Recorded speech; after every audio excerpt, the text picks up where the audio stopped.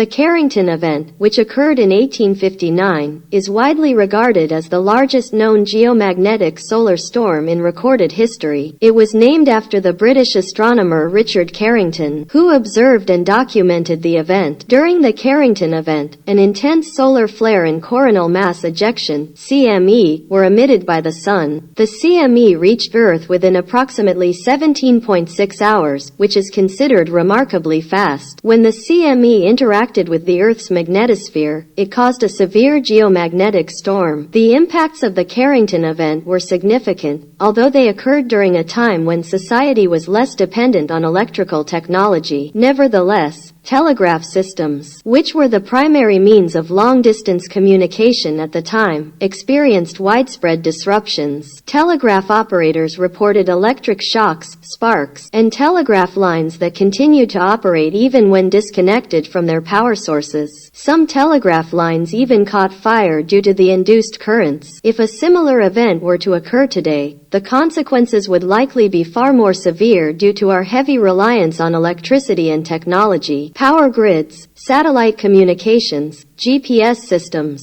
and a wide range of electronic devices could be affected, leading to widespread power outages, disruption of communication networks, and potential damage to sensitive electronic equipment. Scientists and government agencies have since recognized the potential threat of extreme space weather events like the Carrington event and have taken measures to monitor and prepare for such events. Space weather forecasting and early warning systems have been developed to provide advance notice and allow time for necessary precautions and mitigation strategies. While the Carrington event remains the largest known geomagnetic solar storm on record, it serves as a reminder of the potential impact that solar activity can have on our modern technological infrastructure. Continued research and preparedness efforts are crucial in order to minimize the potential consequences of future space weather events.